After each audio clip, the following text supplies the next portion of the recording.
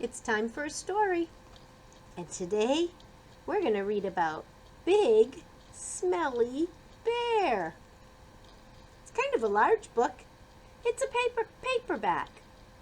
Look at that bear. And what's he got all around him? Flies. I wonder why.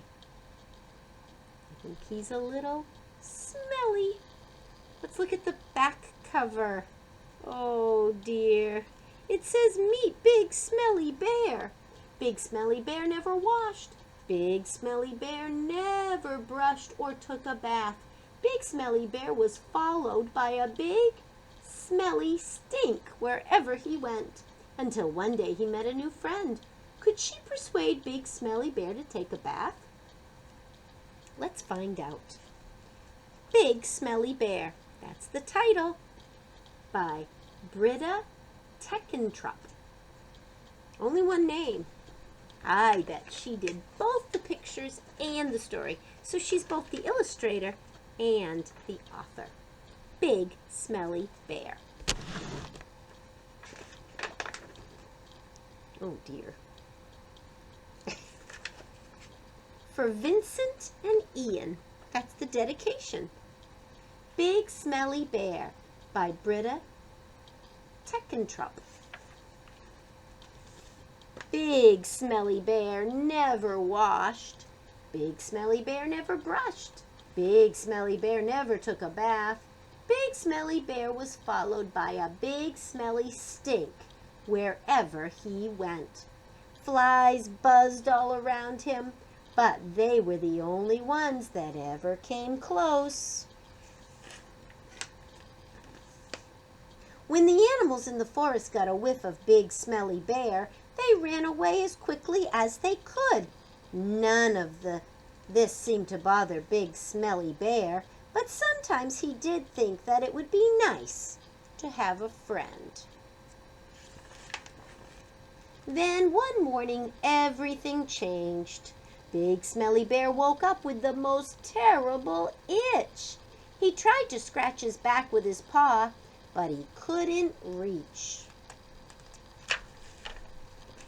He tried rolling on the ground in the dirt, but that didn't stop the itching either. Big Smelly Bear was itchier and dustier than ever. He tried scratching his back with a tree branch, but that made the itch even itchier.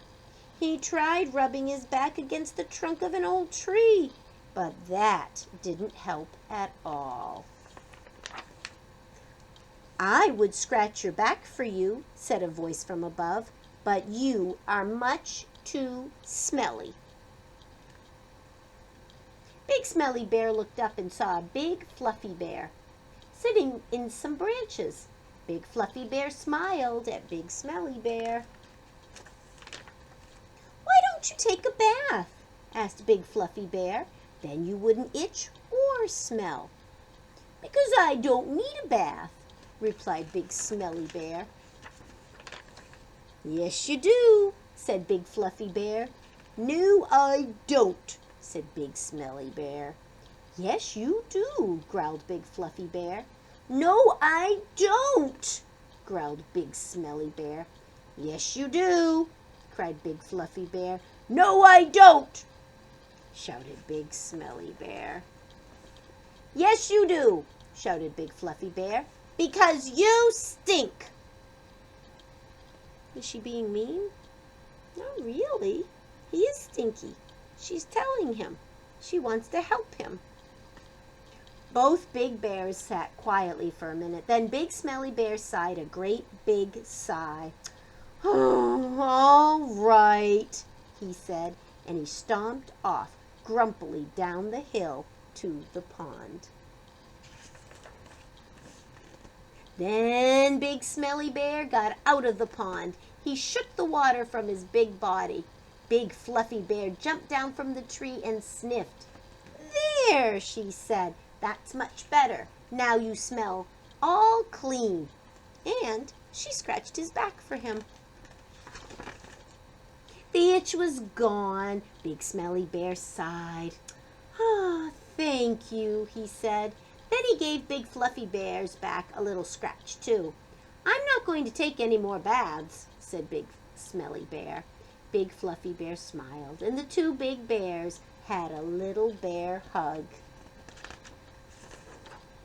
Big Smelly Bear liked Big Fluffy Bear very much. Even though he said he would never bathe again, sometimes, late at night, he would wander down to the big pond. And can you guess what he would do?